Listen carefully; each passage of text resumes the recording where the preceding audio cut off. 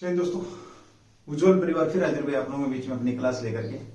और शुरू करते हैं आज की क्लास। लेते हैं पहला क्वेश्चन जो कि आपका चर्चा का विषय है। ये हरियाणा जीके के हिसाब से भी बढ़िया क्वेश्चन भाई, आपका सीईटी में भी काम आएगा और आपका ये नेशनल जीके के हिसाब से भी आपका बेहतरीन क्वेश्चन है, ध्यान रखेंगे भाई। पहला ही क्वेश्चन है आपका भाई, हरियाणा जल प्रबंधन को लेकर के, जल प्रबंधन को लेकर हरियाणा ने किस देश के साथ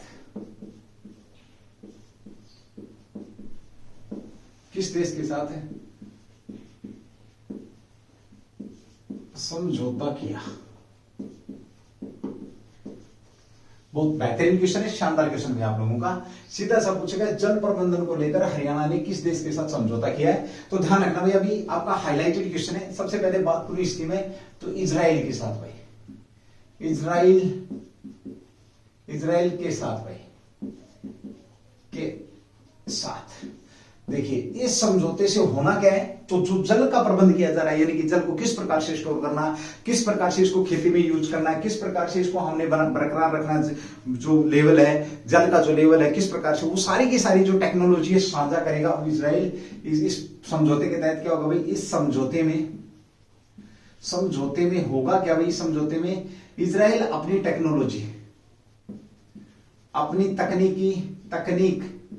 तकनीक हरियाणा के साथ, किसके साथ है भाई, हरियाणा के साथ साझा करेगा, हरियाणा के साथ साझा करेगा। याद रखना भाई, साझा करेगा यानी कि साथ में बातचीत करेंगे कि भाई हम ये टेक्नोलॉजी यूज कर रहे हैं, जैसे ड्रॉप सिस्टम है, सिंचाई का सिस्टम है, ये सारा का सारा फव्वारा सिस्टम है, ये सारा का सारा हमने कहां से, बाहर से लिया। ठीक है, चलिए अब यहां पर जल समझौते की बात हो रही है इजराइल के साथ। यहां पे हम बात करें इजराइल की, अगर हम बात करते हैं तो इजराइल के साथ जो भारत के जो संबंध है भाई, भारत के जो संबंध हैं ये बेहतरीन संबंध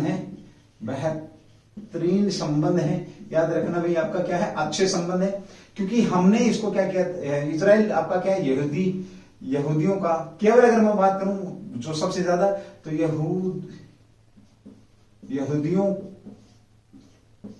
का क्या आपका है, एकमात्र देश है। इसके ऊपर खैर अत्याचार बहुत किए हैं, लेकिन आज ये अपने टेक्नोलॉजी के दम पर इसने पूरी दुनिया को झुका रखा है। साथ ही बात करते हैं इजराइल भारत में दूसरा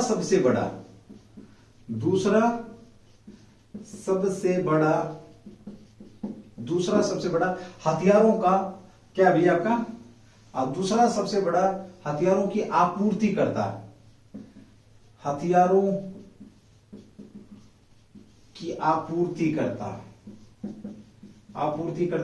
आपूर्तिकर्ता देश है आपका ये भी।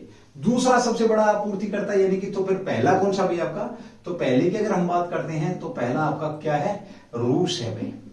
पहला कौन सा, रूस भी हमारा प्रमुख मित्र है और हर प्रकार की सिचुएशन में रूस भी हमारे साथ है, खड़ा रहा है, और इसने हमारे क्या किया है, हथियार दिए। अब पूछ ले अगर आप लोगों से, जब हथियारों की बात आई है, देश की बात आई है, अगर आप लोगों से पूछे हथियारों का सबसे बड़ा अगर आयात करने वाला देश की बात करें, आयात करने वाला देश, तो वो कौन सा आपका, भारत है भाई। विश्व में सबसे बड़ा हथियारों का आयातक देश अगर हम बात करें तो कौन सा आपका, भारत है। और निर्यात करने वाले देशों में अगर हम बात करें, निर्यातक की अगर हम बात करते हैं, निर्यातक कौन सा देश आपका, तो यूएसए निर्यात करने वाला देश आपका। हमने यहां पर बात करी, किसकी बात करी अपनी, तो जल प्रबंधन को लेकर के हमने यहां पर बात करी है।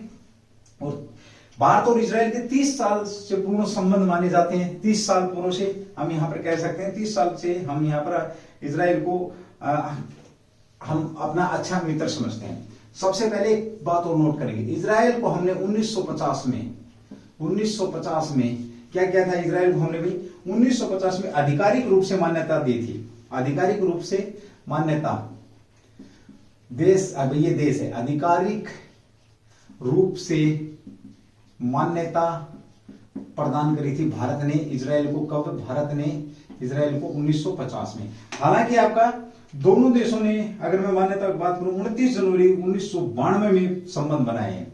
29 जनवरी 1992 में भारत और इजराइल ने, भारत व इजराइल ने अपने आपसी संबंध बनाए हैं। ये भी आप लोगों के बीच में अच्छा क्वेश्चन यहाँ पर बन जाता है। ठीक है, चलिए एक बार बात करिए हमने जल प्रबंधन को लेकर के। तो जल प्रबंधन इजराइल के साथ हरियाणा ने समझौता किया, अपनी तकनीकी साझा करेगा जल प्रबंधन के किसके साथ, हरियाणा के साथ। भारत के साथ बेहतरीन संबंध, राजनीतिक संबंध हमने इसके साथ कब बनाए हैं, तो 29 जनवरी 1992 में भारत ने राजनीतिक संबंधों की स्थापना करी इसके साथ। हालांकि इसको मान्यता कब दे दी थी भाई, राजनीतिक जो संबंध की अगर मैं बात करूं पूछे तो ये आपका 1992 मान्यता देश के रूप में हमने 1950 में दे दी थी। भारत का दूसरा सबसे बड़ा हथियारों का आपूर्तिकर्ता देश भी अगर बात करें तो आपका क्या है, इजराइल है। और सबसे यहाँ पर बात करें आयात करने वाला देश कौन सा आपका, तो भारत है। और भारत में सबसे ज्यादा हथियार देने वाला देश कौन सा, रूस है। और दुनिया में सबसे ज्यादा हथियार देने वाला कौन सा आपका, यूएसए। ये भी अब शानदार क्वेश्चन यहाँ पर बनता है आपका, याद रखेंगे भाई। हीरे का कुल व्यापार का 50% हिस्सा इजराइल के साथ। ये भी आर्थिक संबंधों की बात करें तो हीरे का व्यापार का 50% हिस्सा भारत के साथ किसका भी, भारत के साथ इजराइल का ही है। ये भी ध्यान रखें, भारत एशिया में इजराइल का तीसरा बड़ा व्यापारिक भागीदार है। नोट डाल के लिखेंगे, नोट। एशिया में इजराइल के साथ व्यापार भागीदारी की अगर मैं बात करूं, व्यापार भागीदारी कितना, कौन सा, तीसरा सबसे बड़ा देश भाई, तीसरा सबसे बड़ा देश भारत ही है। ये भी शानदार क्वेश्चन आपका यहाँ पर बन जाता है। ठीक है, चलिए एक बार रफ करते हैं। बहुत बेहतरीन क्वेश्चन भाई, हरियाणा की बात हुई है, इजराइल की बात हुई है, भारत की बात हुई है, सारे के सारे बेहतरीन क्वेश्चन आप लोगों के बीच में यहाँ बनते हैं। इनको लेकर के हम यहाँ पर बात करिए। चलिए एक बार थोड़ा सा रफ करूंगा, उसके बाद आगे बढ़ेंगे। कुछ चीजें हैं जो आपको बताना चाहता हूं मैं। ठीक है भाई, चलिए अगले क्वेश्चन की बात करेंगे। एक बार भाई रफ करें। क्वेश्चन नंबर 1 आपका जो कि बेहतरीन क्वेश्चन था, इजराइल को लेकर के हमने बात करी थी। हरियाणा की बात करें तो हरियाणा आपका 1 नवंबर 1966 को बनता है। हरियाणा के अंदर अगर हम बात करते हैं, हरियाणा खास क्यों है, जिस प्रकार से ये समझौता हुआ इसी प्रकार से हरियाणा का जो नेशनल लेवल की कुछ चीजें हैं जो आपके बीच में आ रही है। चलिए सबसे पहले बात करते हैं हरियाणा की। बात करें, देखिए हरियाणा, तो हरियाणा की एकमात्र जो रक्षा विद्यालय है, रक्षा विश्वविद्यालय कहां पर आपका भाई, रक्षा विश्वविद्यालय कहां पर आपका, बिनोला में। कहां पर आपका, बिनोला। दूसरी बात करें, पहली हवाई टैक्सी, देश में पहली हवाई जो टैक्सी है, टैक्सी ये भी यहीं पर है। देश का पहला ग्रेन एटीएम भी आपका कहां पर है, हरियाणा के अंदर है। उसके बाद बात करें देश का पहला, एकमात्र है, देश का पहला और कैसा, एकमात्र भाई, एकमात्र क्या है आपका, अंतरराष्ट्रीय सोलर अलायंस का हेडक्वार्टर भी कहां पर आपका, हरियाणा के अंदर ही है भाई। ठीक है, ओके। साथ ही हम बात करते हैं यहां पर, अगर हम बात करें हरियाणा की, अगर हम बात करते हैं तो एशिया की सबसे बड़ी एग्रीकल्चर यूनिवर्सिटी हिसार भाई, कहां पर, हरियाणा के अंदर ही है, हिसार। एशिया की सबसे बड़ी ऑटो मार्केट की अगर हम बात करते हैं, ऑटो मार्केट भाई आपका, तो ये भी कहां पर आती है आपकी, हिसार के अंदर ही आती है। ठीक है, और अगर हम बात करते हैं भारत के अंदर जो महाभारत का युद्ध, महाभारत जो हमारा ऐतिहासिक ग्रंथ है, भारत का जो युद्ध हुआ है, ये भी युद्ध कहां हुआ, हरियाणा के अंदर ही हुआ। ऐतिहासिक महत्व की बात करें तो पानीपत का प्रथम युद्ध भी हरियाणा के अंदर कब, 1526 में भी। पानीपत का दूसरा युद्ध की अगर हम बात करते हैं, शाबाश, डबे वाला क्वेश्चन ही नोट करना भाई। दूसरा युद्ध आपका कब हुआ है, 1556 के अंदर, ये भी कब, कहां पर आपका, हरियाणा के अंदर है। पानीपत का तीसरा युद्ध भी, पानीपत का जो तीसरा युद्ध है, ये भी आपका कब, 1761 में हुआ। ये भी कहां पर हुआ आपका, हरियाणा के अंदर हुआ। याद रखना, नादिर शाह ने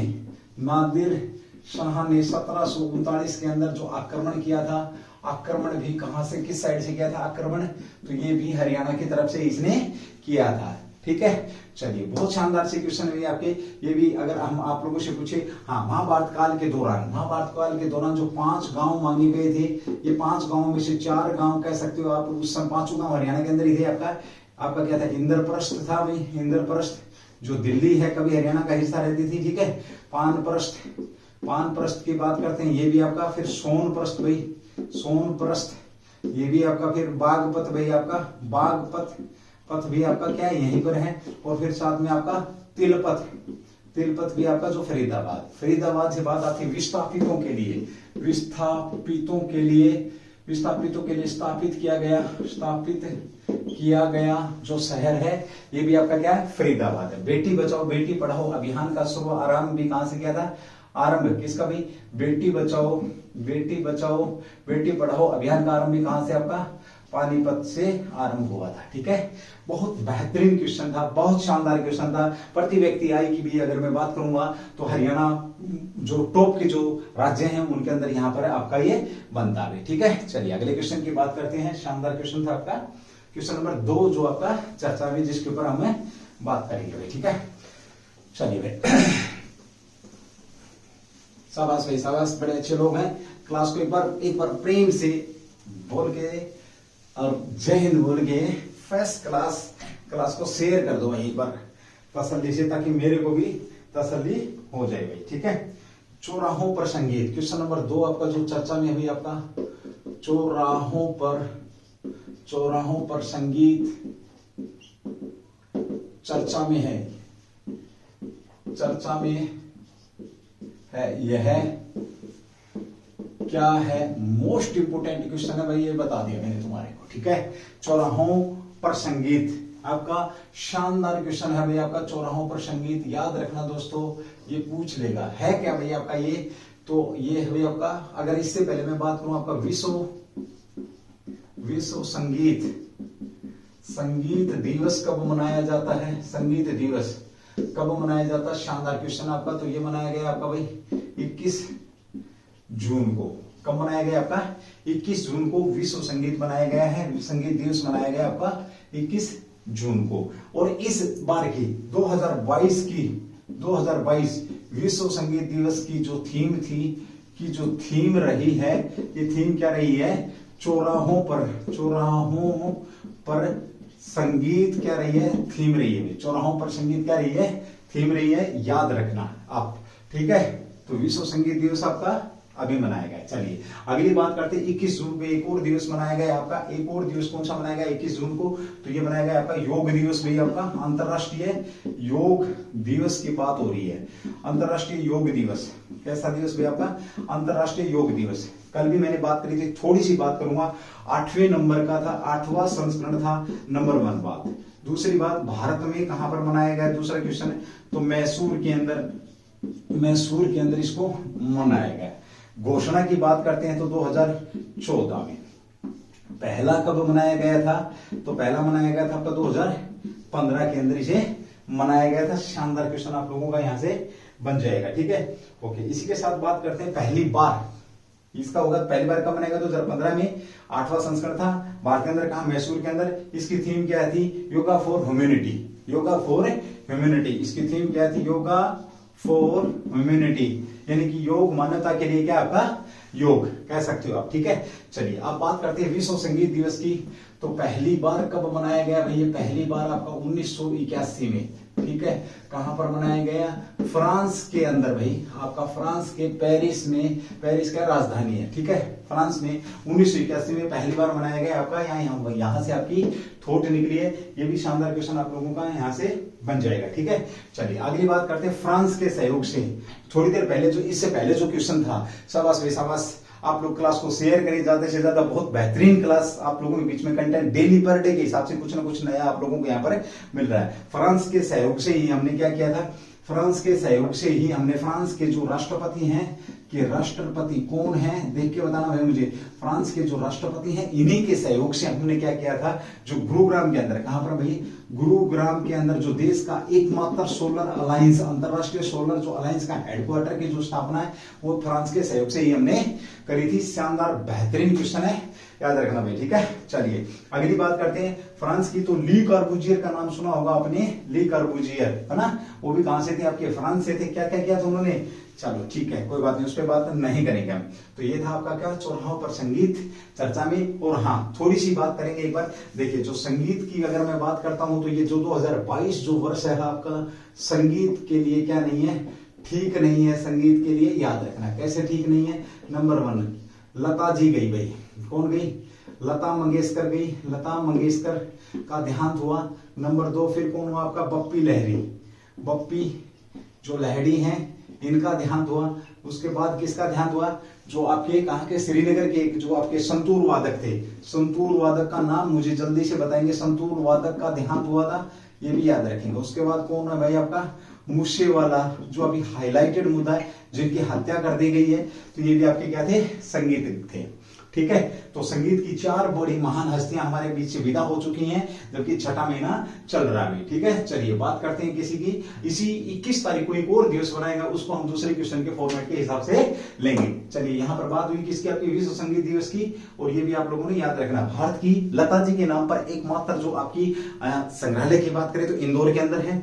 अगर हम बात करते हैं किसकी? संगीत एकेडमी की, तो वो भी इंदौर के अंदर है, याद रखना। और किस स्टेट ने लता जी के नाम पर, संगीत के नाम पर पुरस्कार की घोषणा करी है, तो वो भी किसने करी है? एमपी के द्वारा की गई है। बेहतरीन क्वेश्चन था, शानदार क्वेश्चन था। चलिए अगली बात करते हैं क्वेश्चन नंबर 3 की, जो कि आपसे पूछा जा सकता है। ठीक है,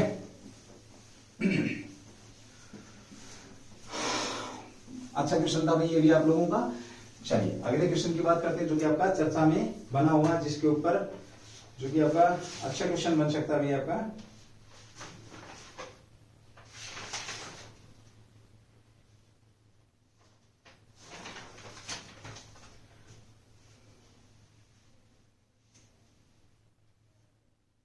वर्ष 2022, क्वेश्चन नंबर 3 आपका भाई। वर्ष 2022 में ग्रीष्म संक्रांति किस तारीख को मनाई जाती है? ग्रीष्म संक्रांति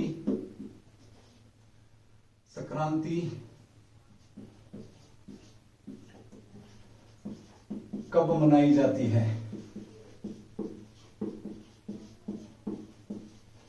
आपको बता दूं, ग्रीष्म संक्रांति की बात कर रहा भाई आपका। ग्रीष्म संक्रांति कब मनाई जाएगी?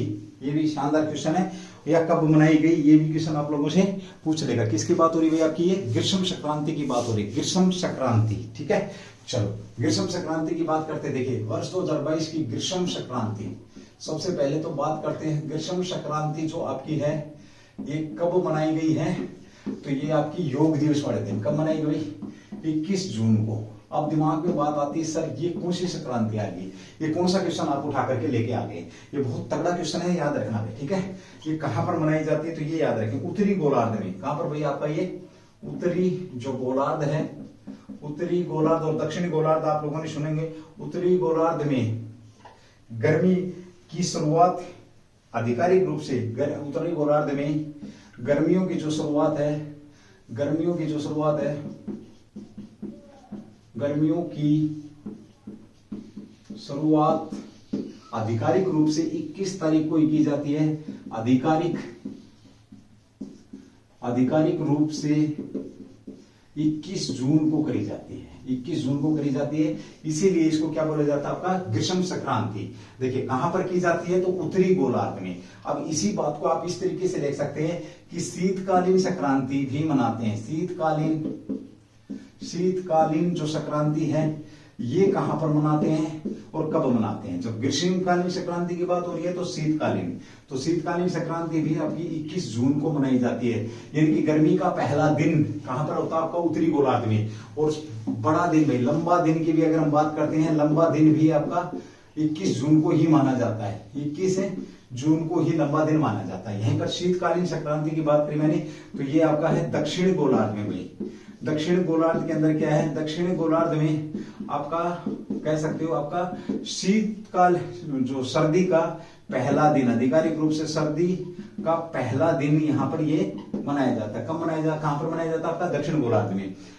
तो आपका ग्रीष्म संक्रांति और शीतकालीन संक्रांति दोनों के दोनों आपके कब मनाई जाती हैं? 21 जून को मनाई जाती है। एक आपका दक्षिण गोलार्ध में, एक आपका कहां पर? उत्तरी गोलार्ध के अंदर मनाई जाती है। बेहतरीन क्वेश्चन है भाई, शाबाश। क्लास को ना एक बार शेयर कर दें तो मुझे बड़ा अच्छा लगेगा। ठीक है, क्लास को अगर आप एक बार शेयर कर देंगे, क्लास को एक बार ज्यादा से ज्यादा लोगों तक पहुंचाएंगे, देखिए बेहतरीन कंटेंट है जो आपके बीच में आ रहा है। चलिए भाई अगली बात करते हैं, जो कि अभी चर्चा में था, तो इसलिए क्वेश्चन आपका जरूरी था।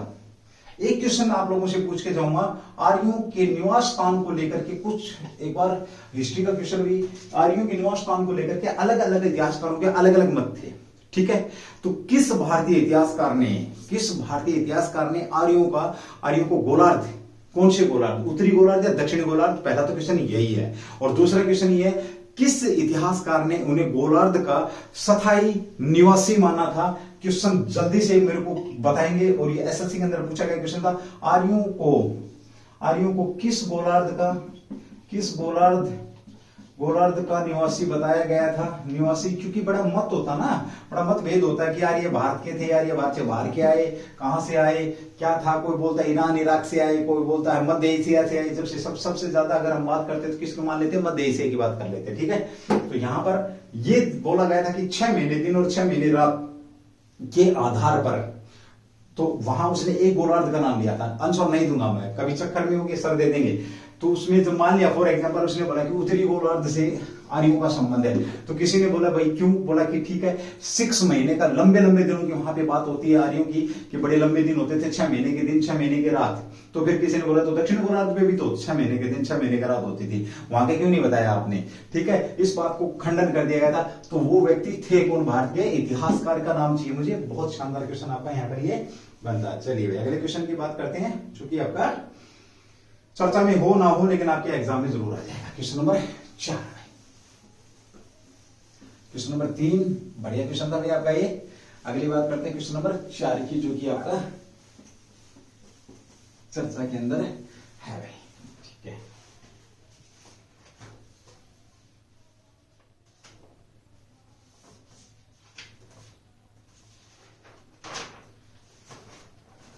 क्वेश्चन नंबर 4 आपको बता देता हूं। अभी हाल ही में क्या हो भाई, राष्ट्रपति पद के 2 उम्मीदवार बीच में आ चुके हैं आपके, राष्ट्रपति पद के 2 उम्मीदवार बीच में आ चुके हैं। तो सीधी सी बात है, विपक्ष की तरफ से राष्ट्रपति के लिए किसका उम्मीदवार किसे चुना गया है, तो एनडीए के विपक्ष में कह सकते हो आप इसको, या आप जो यूपीए कह सकते हो, जो भी, चलो इसको इस तरीके से लिखेंगे आप इस क्वेश्चन को। एनडीए की बात नहीं करेंगे हम, है ना। तो विपक्ष की तरफ से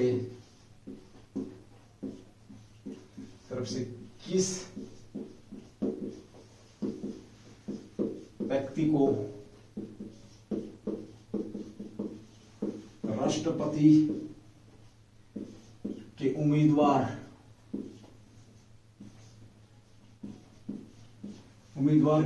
राष्ट्रपति के उम्मीदवार के तौर पर नियुक्त किया गया है, विपक्ष की तरफ से नियुक्त किया गया है, या राष्ट्रपति का चुनाव लड़ेंगे भाई। तो सीधी सी बात करें, राष्ट्रपति का चुनाव आपको पता है 18 जुलाई को चुनाव हो रहा है, ठीक है। नॉमिनेशन की बात करें तो आपका 29 जुलाई तक नामांकन दाखिल होना है। नामांकन की बात करते हैं भाई, नामांकन, और वापस आपका 2 जुलाई तक होना है, वापस जो नाम लेना है, वापस नामांकन वापस। और रिजल्ट की बात करें, रिजल्ट तो आपका ये 21 जुलाई को आ जाएगा। कैंडिडेट आपकी बात करें विपक्ष की तरफ से कौन, आपके विपक्ष की तरफ से यशवंत सिन्हा है भाई, यशवंत सिन्हा है, याद रखना, ठीक है। और एनडीए की तरफ से बात करें, तो एनडीए की तरफ से या सरकार की तरफ से कौन है, ये भी आपका शानदार क्वेश्चन बन जाता है यहाँ पर भाई। तो सरकार की तरफ से है भाई आपके द्रौपदी मुर्मू। कौन आपके, द्रौपदी मुर्मू, क्या आपकी द्रौपदी मुर्मू, क्या आपकी, ये आपकी एनडीए और यूपीए है ना। तो सरकार की तरफ से किसे नॉमिनेट किया है, तो सरकार की तरफ से आपकी यही है। यशवंत सिन्हा कौन है, ये आईएएस अधिकारी है भाई। ये कौन आपके आईएएस अधिकारी हैं रिटायर्ड, ठीक है, ओके। साथ ही द्रौपदी मुर्मू की अगर हम बात करते हैं तो ये कौन है आपकी, ये झारखंड के, ये आपकी राज्यपाल रही है भाई, राज्यपाल, देश की पहली आदिवासी महिला, देश की जो पहली आदिवासी महिला आपकी कौन है, यही है। और कहां की रही है आपकी, ये छत्तीसगढ़ की आपकी क्या रही है भाई, झारखंड की क्या रही है, झारखंड की राज्यपाल रही है। कब रही है आपकी, ये 15 के अंदर नहीं है, ये भी शानदार क्वेश्चन आपका बन जाता है। और अब इन्हें आदिवासी कैंडिडेट के तौर पर आपके बीच में उतार दिया है। तो विपक्ष की तरफ से यानी कि 2 लोग चुनाव लड़ रहे हैं राष्ट्रपति के, इसकी एक अलग से क्लास आने वाली है, बहुत बेहतरीन, बहुत जबरदस्त, और तुम्हें बता के जाऊंगा कि राष्ट्रपति कौन बन रहा है। ठीक है, ये मेरा वादा है। और मेरी कमिटमेंट में भी शायद 99%, 1% तो भाई भगवान की भी गलत हो सकती है, शायद इस क्वेश्चन को लेकर के इसका जो एडवांस में आपको रिजल्ट दूंगा 21 तारीख वाला, 21 तारीख का रिजल्ट आपको निकाल करके दूंगा, वो गलत नहीं होगा। ठीक है, काम चल रहा है उसके ऊपर। चलिए, तो ये 2 कैंडिडेट आपके राष्ट्रपति के चुनाव के लिए आ चुके हैं। ये आपको पता है भारत का राष्ट्रपति होगा, ये एक्ट नंबर किस में बोला जाता है, एक्ट नंबर 52 बोलता है राष्ट्रपति होगा भारत का। ये कह सकते हैं फर्स्ट सिटीजनशिप कौन रखता है आपका, भारत का प्रथम नागरिक की बात करें तो कौन आपका प्रेसिडेंट ऑफ इंडिया ही होंगे। भारत के फर्स्ट नागरिक कौन होंगे आपके, तो ये आपके प्रेसिडेंट ऑफ इंडिया ही होंगे। और अभी रामनाथ कोविंद साहब है, रामनाथ कोविंद साहब के, ये आपके दलित नेता थे, तो सीधी सी बात है इस बार आपके दलित राष्ट्रपति थे, तो इस बार आदिवासी राष्ट्रपति आना लाजमी पक्का था। ये सरकार की कुछ पॉलिसियां होती है। ठीक है, चलिए भाई अगले क्वेश्चन की बात करते हैं। क्वेश्चन नंबर 5 जो कि आपका चर्चा के अंदर है, हो सकता है हो भी ना भी हो, लेकिन आपके पेपर में मिल जाएगा आपको। ये जो क्वेश्चन है ना, ये राष्ट्रपति वाला क्वेश्चन है, आप समझ जाना। बस मैंने उंगली मार दी इसके ऊपर, तो आपको पता होना चाहिए राष्ट्रपति वाले क्वेश्चन को लेकर के कि क्या हो सकता है क्या नहीं हो सकता है। फिर मत बोलना सर आपने ना इशारा नहीं किया था हमारे को, मैंने बहुत बेहतरीन इशारा कर दिया। ठीक है, ओके। चलिए भाई, अभी हाल ही में क्वेश्चन नंबर 5 आपका भाई राष्ट्रमंडल खेल चर्चा में है। राष्ट्रमंडल खेल आपके चर्चा में है। राष्ट्रमंडल खेल 2022 चर्चा में है, क्यों नहीं? देखिए, अभी हाल ही में राष्ट्रमंडल खेल चर्चा में सबसे पहले तो बात आती है कि राष्ट्रमंडल जो खेल है आपके, ये कौन से देश खेलते हैं? ये वो देश खेलते हैं जो देश कभी इंग्लैंड के गुलाम होते थे। ठीक है, सबसे पहले बात करूं, 2-3 बातें यहाँ क्लैरिफाई कर देता हूं आपका। कब सबसे पहली बार कब खेला गया? 1930 के अंदर राष्ट्रमंडल गेम खेले गए आपके। ठीक है, दूसरी बात भाई, कौन से देश खेलते हैं आपके जो कभी इंग्लैंड के गुलाम रहते थे। क्लियर है। तीसरी बात की अगर मैं बात करूं यहाँ पर, तो पहली बार 1930 और 4 साल के गैप से ये खेले जाने हैं। ठीक है, अब बात आती कि इस इतिहास के दौरान अब तक ये कब नहीं खेले गए, तो भाई 42 से लेकर के 46 के बीच में ये जो आपके गेम थे उस समय नहीं खेले गए। You have now very well, I think मुझे पता है आप लोग जानते हैं, क्योंकि आपका कब आपका 39 के अंदर 1939 से लेकर के 45 तक आपका 45 तक क्या होता है, second world war. Second world war के दौरान ये नहीं हुए, तो भारत में भी राष्ट्रमंडल चर्चा में गए, क्योंकि अभी हाल ही में कल परसों क्या हुआ, अभी आपकी जो 18 सदस्यीय जो हॉकी की टीम है उसका क्या किया गया, अनाउंस किया गया। हॉकी आती हमारे रोंगटे खड़े हो जाने चाहिए, क्योंकि देश के अंदर एकमात्र गेम ऐसा जिसमें सबसे ज्यादा गोल्ड मेडल ओलंपिक के अंदर है जीत रखे। कितनी जीत रखे इन्होंने? 8 गोल्ड मेडल जीत रखे हैं हॉकी ने भाई। ठीक है, और लगातार 6 गोल्ड मेडल तो लगातार जीते थे आपके। ठीक है, 28 से लेकर के दे दनादन धुआंधार सिस्टम चलता रहा, तो उसको लेकर के हम यहाँ पर चर्चा करेंगे भाई थोड़ी सी। सबसे पहले तो बात करते हैं हॉकी टीम। हॉकी की जो टीम है, हॉकी की टीम का अनाउंस किया गया। हॉकी की वरिष्ठ जो नागरिक हैं या जो वरिष्ठ खिलाड़ियों की जो टीम है, खिलाड़ियों की टीम का क्या किया गया है, टीम का अनाउंसमेंट किया गया है। कितने लोग इसके अंदर शामिल किए गए हैं? 18 जो लोग हैं वो इसके अंदर शामिल है। 18 लोगों की टीम रहेगी। और 2022 किसके लिए भैया? आपका ये राष्ट्रमंडल खेल 2022 के लिए अनाउंस किया है। ठीक है, ये अभी आपके जो होने वाले हैं, ये कहां पर होने वाले हैं? ये शानदार क्वेश्चन आपका, तो इंग्लैंड के बर्मिंघम में होने वाले भैया आपके। कहां पर होंगे आपके ये? तो इंग्लैंड के बर्मिंघम के अंदर आपके ये होने वाले हैं। इंग्लैंड के बर्मिंघम में होने वाले हैं आपके ये गेम होने वाले हैं। और याद रखना, खेलते कौन है?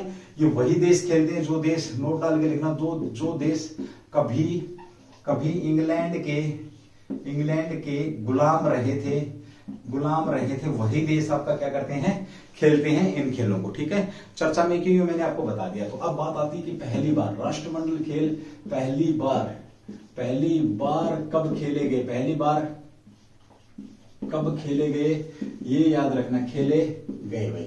पहली बार की अगर हम बात करते हैं तो कब खेले गए हैं? ये 1930 के अंदर ये पहली बार कनाडा के अंदर आयोजन हुआ था। 1930 जो मैंने अभी बताया आप लोगों को, कहां पर भी आपका कनाडा में आयोजन किया गया था। दूसरी बात हम यहां पर करते हैं, कब नहीं खेले गए, ये 4 वर्ष में होते हैं। कब नहीं खेले गए हैं तो ये आपका 1942 और आपका 1946 के अंदर ये नहीं खेले गए हैं due to second world war. Second जो वर्ल्ड वार था इसके चलते ये गेम आपके नहीं खेले गए हैं, याद रखेंगे। बात किसकी हुई थी, हॉकी की। तो सबसे ज्यादा अब तक भाई, सबसे ज्यादा जो अब तक है, अब तक की अगर मैं बात करूं तो ओलंपिक के अंदर जो गोल्ड है, ओलंपिक में गोल्ड 8 गोल्ड किसके है भाई, आपके हॉकी टीम के ही हैं।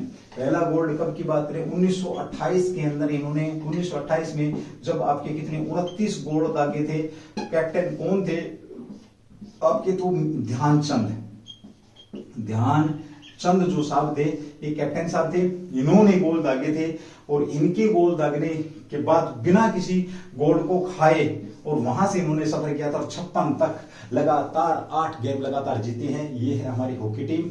और याद रखना 2021 के अंदर भी इन्होंने पदक जीता। क्वेश्चन है मेरा 2021 टोक्यो जो ओलंपिक का आपका जो 20 वाला ओलंपिक था, कब हुआ था आपका, 21 के अंदर हुआ था। कहां पर, टोक्यो के अंदर हुआ था। इस ओलंपिक की मैं बात करूं तो हॉकी ने किसे हरा करके और कौन सा मेडल जीता, थोड़ी सी हरकत करना दिमाग की, बहुत बार क्वेश्चन आप लोगों को बता दिए। शानदार क्वेश्चन था। चलिए राष्ट्रमंडल खेलों की बात हुई है, ये भी शानदार क्वेश्चन आपका यहाँ पर बनता। एक क्वेश्चन होगा, राष्ट्रमंडल खेलों में पहला गोल्ड जीतने वाली महिला कौन है, मैंने क्वेश्चन में बताया था भाई। चलिए क्वेश्चन नंबर 6 जो कि आपका चर्चा में, जिसके ऊपर हम अभी बात करेंगे। शानदार क्वेश्चन आप लोगों का भाई, जो आप लोगों से पूछे जाने की संभावना बनी रहेगी। क्वेश्चन नंबर 6 भाई, ठीक है। शाबाश भाई, क्लास को ना शेयर करो भाई, क्लास को शेयर करो। मेरा मोरल डाउन हो गया तो तुम्हारा ऑटो सिस्टम से मोरल डाउन हो जाएगा, याद रखना। क्लास को शेयर करो भाई ज्यादा से ज्यादा। 6 था कि 7 था, मेरे ख्याल में 7 है क्वेश्चन नंबर, जो भी रहे, ठीक है। 6 7 से कोई फर्क नहीं पड़ता, बट जो लेके आया हूं वो तो मैं करा के ही जाऊंगा आप लोगों को ना। चलिए बात करते हैं अगले क्वेश्चन की, जो कि आपका चर्चा में है। क्वेश्चन पूछ लेगा आप लोगों से, डच रोग। क्वेश्चन नंबर 7, डच रोग चर्चा में है, इसका संबंध किससे है?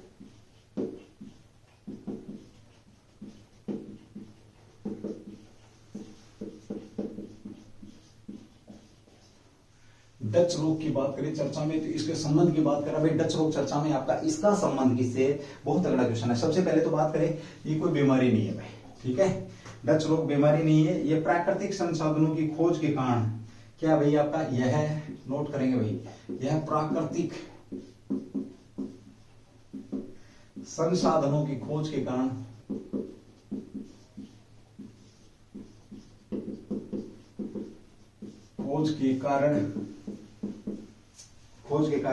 अर्थव्यवस्था में असमानता में वृद्धि, अर्थव्यवस्था में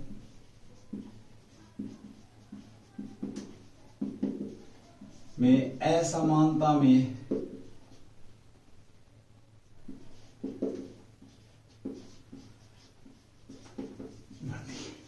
मतलब समझे भाई, नहीं समझे भाई। जिस प्रकार से प्राकृतिक संसाधनों की खोज हो रही है तो किसी देश के अंदर क्या हो जाता है, प्राकृतिक संसाधन मिल जाते हैं। जैसे खाड़ी देशों के अंदर तेल मिलेगा, हमारे पास तेल है नहीं, तो हम क्या है उनके ऊपर आश्रित हो गए। तो अर्थव्यवस्था के अंदर वो अपना तेल को महंगा बेचेंगे, क्योंकि अब जब डिमांड उस चीज की हो रही है, यानी कि अर्थव्यवस्था में प्राकृतिक संसाधनों, कहीं पे नेचुरल गैस है, कहीं पे क्या भाई आपका प्राकृतिक चीजें जिसमें आपके तत्व भी आ जाते हैं। जैसे किसी के पास आयरन ज्यादा है, किसी के पास लोहा ज्यादा है, किसी के पास कोयला ज्यादा है, तो जो प्राकृतिक संसाधन है उनकी खोज से क्या होता है, अर्थव्यवस्था में असमानता में वृद्धि हुई है। उस वृद्धि को क्या बोला जाता है, डच रोग के नाम से जाना जाता है। यानी कि जो देशों में अर्थव्यवस्था के अंदर जो असमानता है, और वो भी किसकी वजह से, प्राकृतिक संसाधनों की खोज की वजह से, उसे क्या कहा गया आपका, डच रोग कहा गया है। याद रख लेना भाई, ठीक है। चलिए अगली बात करते हैं। ये आपका यह विचार पहली बार किसने दिया था, तो यह विचार जो आपका पहली बार की अगर मैं बात करूं तो भाई आपका ये दिया गया था 1982 के अंदर। जो एक अर्थशास्त्री हैं आपके,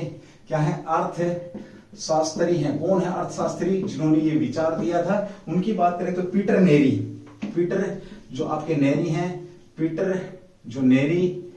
पीटर नेरी और आपकी मैक्स कोर्डन द्वारा, जो आपके पीटर नेरी और साथ में है मैक्स कोर्डन द्वारा, किसके द्वारा भाई, मैक्स कोर्डन ने ये विचार दिया था, पीटर नेरी वेमेक्स कोर्डन ने ये विचार दिया था। पहली बार कब दिया था? 1982 के अंदर आपका ये डच रोग का विचार दिया था। यह शब्द पहली बार नीदरलैंड किस इकोनॉमिस्ट ने विचार की बात करें, शब्द की बात करें तो शब्द आपका किसने भी, जो आपका इकोनॉमिस्ट थे, कह सकते हो जो इकोनॉमिस्ट थे आपके, कौन थे? द इकोनॉमिस्ट नीदरलैंड विभिन्न निर्माण के उद्देश्य से गिरावट वर्णन करने के लिए गठा गया था। तो नीदरलैंड से इसका संबंध है। शब्द का संबंध की बात करें तो नीदरलैंड, ठीक है, ओके। चलो अब बात आई आपकी, देखिए 4 शब्द आपके बीच में है। डच पहला आपका, उसके बाद है अर्थशास्त्री, ठीक है, और नीदरलैंड, ठीक है, और इकोनॉमिक्स भी आपका, अर्थशास्त्री या इकोनॉमिक्स अर्थशास्त्र भी। चलिए सबसे पहले बात करते हैं डच की बात करते हैं। तो डच आपके भारत के अंदर एक जो क्या थे आपके, डच भारत के अंदर एक कंपनी आई थी। तो भारत उन दिनों किसके लिए? मसाले के व्यापारों के लिए, मसाले के व्यापार के लिए क्या था? व्यापार के लिए प्रसिद्ध था, के लिए प्रसिद्ध था, ठीक है, ओके। लेकिन डचों ने क्या किया था? डचों ने इसे कपड़े के व्यापार के लिए प्रसिद्ध किया। पूछेगा कपड़े की सबसे बड़ी फैक्ट्री, सबसे बड़ी जो इन्होंने कातने की जो कंपनी लगाई थी, कहां पर? सूरत के अंदर एक कंपनी लगाई थी, कपड़े की सबसे बड़ी कंपनी सूरत में। और कितने लोग सूत काटते थे इसके अंदर? 3000 लोग कातने का काम करते थे। बड़ी बड़ी मशीनें सूत काटने के यहाँ पर इन्होंने लगा दी थी। यानी कि भारत के कपड़े को फेमस करने के लिए अगर हम बात करें तो किसकी आवश्यकता, किसने सबसे पहले कदम उठाया था? तो आपका डचों ने। और अब करंट, ये तो था हिस्ट्री का क्वेश्चन, ठीक है। अब बात आती है कि कपड़े, और कपड़ा किससे? आपका धागे से, धागा किससे? आपका कपास से। तो हाल ही में क्या किया गया? कपास के जो रेट बढ़ रहे हैं, कपास की जो बात हो रही है, कपास के निर्यात पर भारत गवर्नमेंट ने या जो भारत सरकार ने कपास के निर्यात पर क्या किया? इसने निर्यात पर रोक लगाई है भाई। कपास के निर्यात पर रोक लगाई किसने? भारत गवर्नमेंट ने भाई, ठीक है। चलिए आप कपड़ों का रेट को कह सकते हो आप, या कपास के रेट को शिथिल करने के लिए, ठीक है, ओके। अगली बात करते हैं, डचों ने एक सिक्का निकाला था जिसका नाम था पेगोडा। क्या था भाई इसका नाम? है पेगोडा नामक सिक्का निकाला था, ये भी याद रखेंगे, ठीक है। चलिए अगली बात करते हैं, आपका जो क्वेश्चन यहाँ पे बनता है आपका, तो अर्थशास्त्री, ऐसे अर्थशास्त्री, भारत के पहले जो अर्थशास्त्री थे, पहले अर्थशास्त्री इकोनॉमिस्ट कौन थे जो पीएम बने? तो आपके कौन थे भाई? आपके ये मनमोहन सिंह क्या थे? पीएम थे भाई, ठीक है। पीएम बनने से पहले 1991 में आपके ये क्या थे? वित्त मंत्री।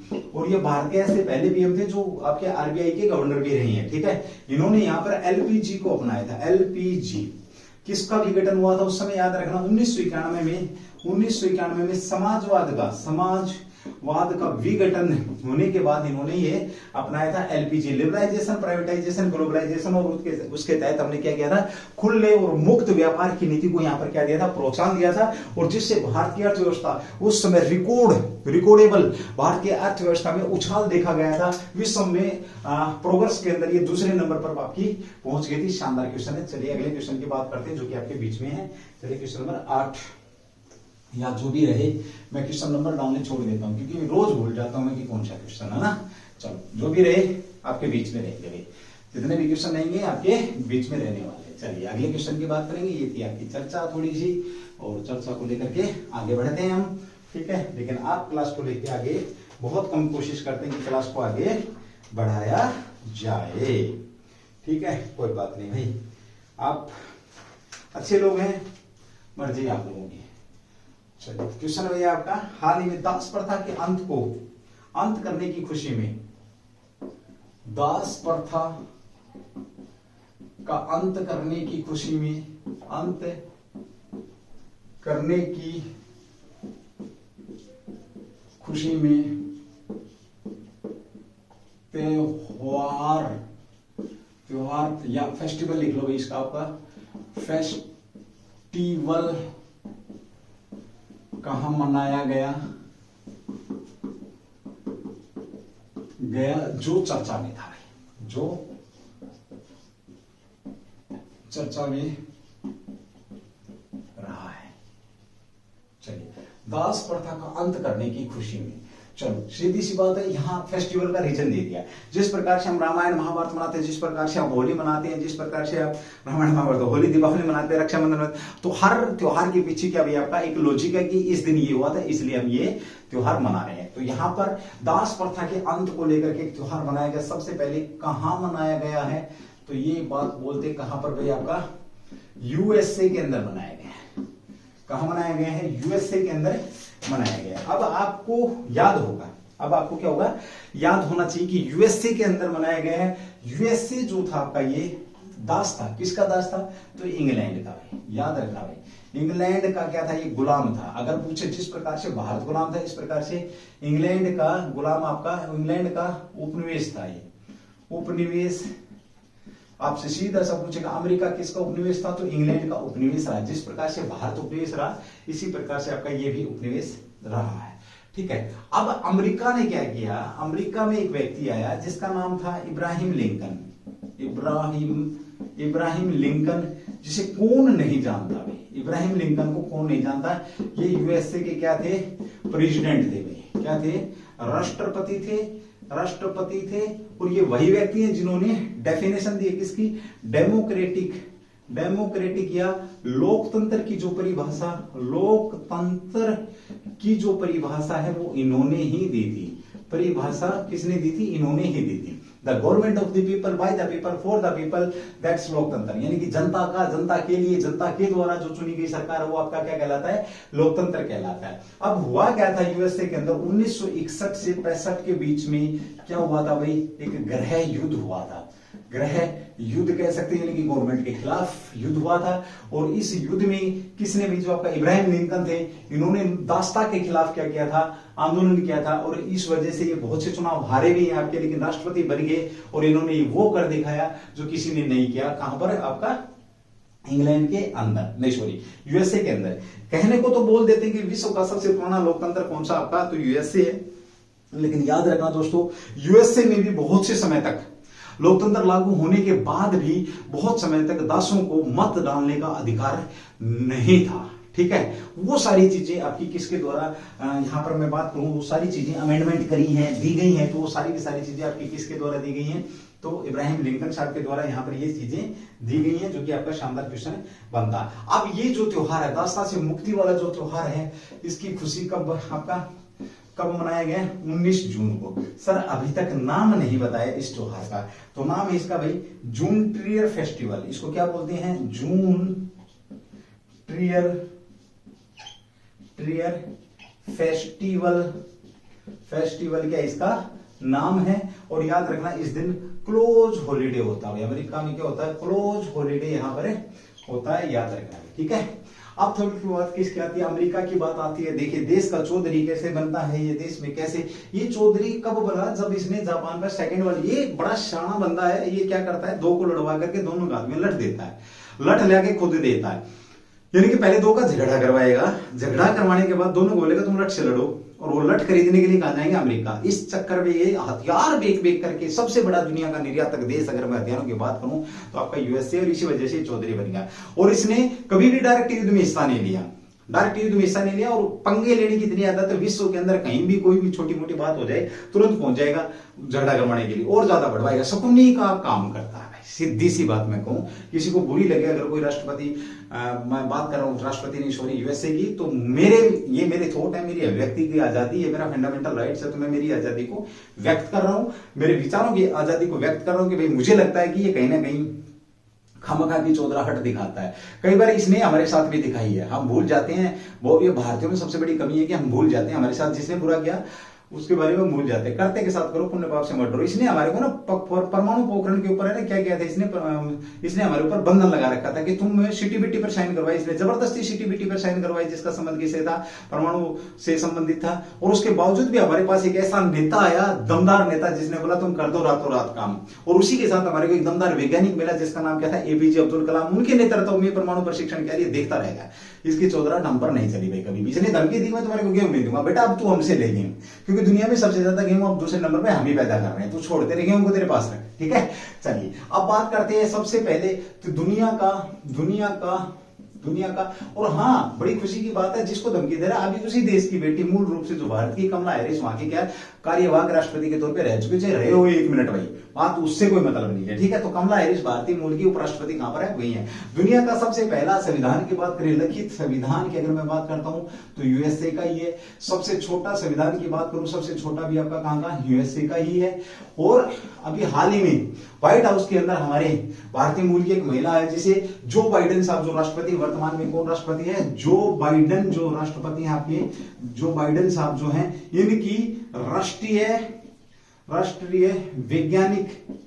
वैज्ञानिक सलाहकार नियुक्त किया गया है। सलाहकार किन्हें नियुक्त किया गया है, विश्व की पहली बात तो ये विश्व की पहली महिला है जो इस पद पर पहुंची है, और पहली अश्वेत महिला भी है भाई, अश्वेत महिला भी है, विश्व की पहली अश्वेत महिला भी है, जो कि इतनी बड़ी, जो चौधरी है, चाचा चौधरी जो साहब है, उनकी क्या पर है, उनकी जो यूएसए की जो वैज्ञानिक सलाहकार बनी है जो बाइडेन साहब की, याद रखेंगे, बड़ा शानदार क्वेश्चन था। और अब गुलामी से छूटने के चक्कर में दास्ता को लेकर के आपका ये यहां पर क्या जा रहा है। अब दास्ता से मुझे क्या आता है, ह्यूमन ट्रैफिकिंग कह सकते हो आप, दास बना करके तो बेचा जाएगा ना, व्यापार की बात करें। एक ऑपरेशन याद आ गया मुझे, ऑपरेशन आहट, ऑपरेशन जो आहट है, इस ऑपरेशन आहट को किसने चलाया था, तो रेलवे द्वारा चलाया गया था, याद रखना। और इसमें इन्होंने तकरीबन मेरे ख्याल में 300 से 400, आंकड़ा मेरे को ध्यान नहीं आ रहा भाई, बहुत सारी महिलाओं को छुटा करके और उनके घर वापस भेजने की बात यहाँ पर की गई थी इन्होंने भी, ठीक है।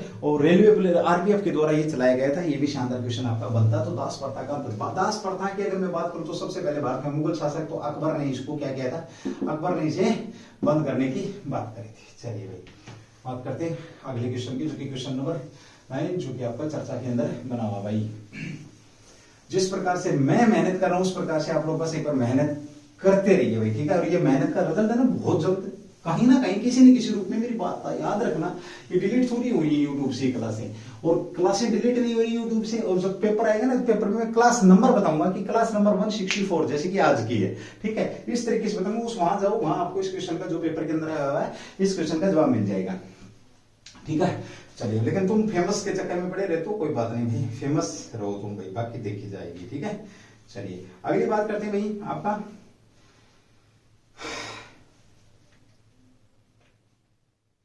क्वेश्चन नंबर 10 की बात कर लेते हैं भाई। आपका है खुशबुल झील राष्ट्रीय उद्यान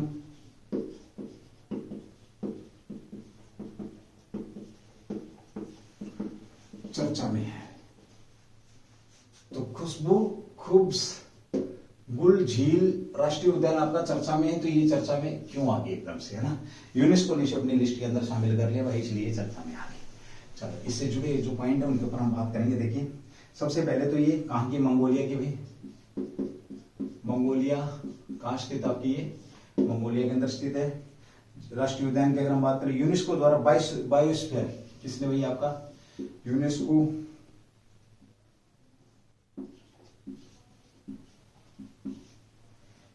द्वारा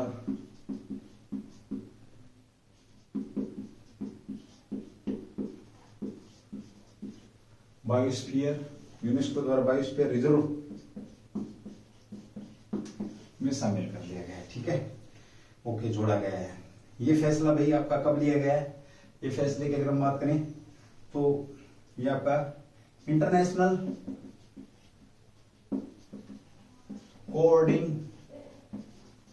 coordinating council of man and biosphere programme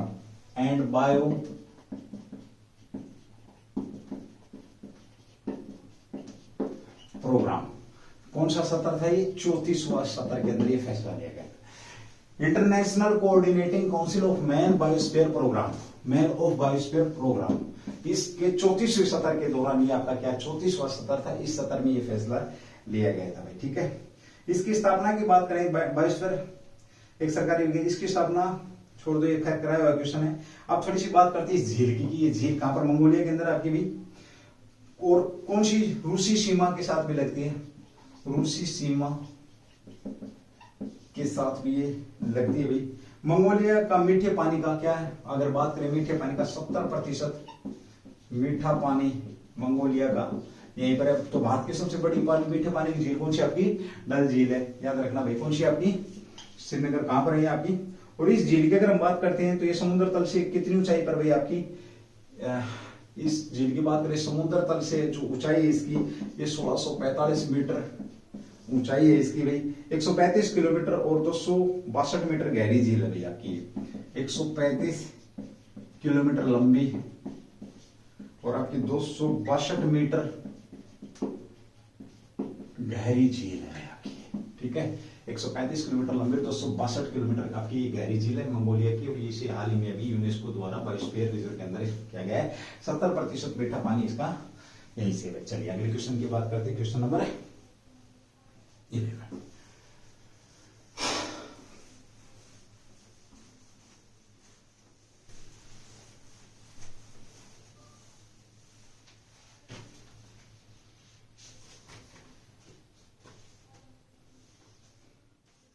होमसेप चर्चा मेरा अभी आपका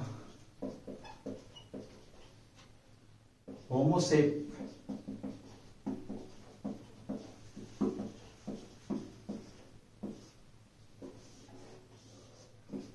ये क्या है, शानदार क्वेश्चन है, सीधा डायरेक्ट पूछ ले कोई आप लोगों से। तो हम होमोसेप की बात करें तो ये आपका रोबोट है भाई, रोबोट है। किसने बनाया आपका ये, IIT मद्रास ने भाई। सर आप बोलेंगे रोबोट तो बहुत बनते, फिर ये चर्चा में क्यों है भाई। ये आपका सेफ्टी टैंक को साफ करेगा। क्या करेगा होमोसेप आपका, क्या करेगा भाई आपका सेफ्टी टैंक को साफ करने के लिए, सेप्टिक जो टैंक है इस टैंक को क्या करेगा, सेफ्टी टैंक को साफ करने के लिए ये IIT मद्रास में। अब तक क्या होता था कि उस गंदगी के अंदर बंदे घुसते थे, चाहे वो भाई गरीब हो चाहे अमीर हो, इंसान तो इंसान ही है भाई। अब जब पापी पेट का सवाल होता है बंदा करा ही देता है ना। अब जैसे मैं करा रहा हूँ गर्मी के अंदर खड़े होकर, तुमने उसकी तरफ ध्यान नहीं देना, ठीक है सर का काम है ना, करते रहना, कोई बात नहीं, समय आने दो। इसलिए एक बात याद रखना, मैं बोलता रहता हूँ, समय बलवान होते है नहीं होते इंसान, बन में लुटी गोपिका वही अर्जुन वही बाण। तो याद रखना दोस्तों, एक दिन यही मार्कर और एक बोर्ड याद आएगा तुम्हारे को पेपर के अंदर। बार बार टॉर्चर करते हो सर, आप टॉर्चर नहीं करना, मैं बिल्कुल सच्ची बात बता रहा हूँ तुम्हारे को मैं, ठीक है। तो सेप्टिक टैंक की बात करें तो ये आपका पूरे तमिलनाडु में कुल फिलहाल कहां पर भाई आपका मद्रास, IIT मद्रास ने इसने। तो तमिलनाडु की बात करें, तमिलनाडु के अंदर अभी हाल ही में कितने 10 रोबोट तैनात कर दिए हैं। रोबोट कितने रोबोट तैनात कर दिए, 10 रोबोट यहाँ पर तैनात कर दिए गए हैं, ठीक है। महाराष्ट्र और गुजरात, महाराष्ट्र और आपका गुजरात के अंदर क्या भाई, गुजरात में इसके ऊपर बातचीत चल रही है। तमिलनाडु की बात करें तो तमिलनाडु के अंदर ऑलरेडी 10 यहाँ पर ये कर दिए गए हैं, ठीक है। जहरीला वातावरण होता है इसके अंदर, आपको पता है सेप्टिक टैंक में क्या होता है, जहरीला वातावरण के कारण लोग मरते हैं भाई। जहरीला, एक गरीब आदमी जब इसके अंदर घुसता है तो जहरीली गैस के कारण क्या होता है उसकी मृत्यु हो जाती है और पीछे बच्चे रोते रहते हैं, है ना। तो इस सब से क्या होगा, बचाव होगा, याद रखेंगे। इससे क्या होगा, जो सैकड़ों मौत होती है वो बच जाएंगी भाई, ठीक है।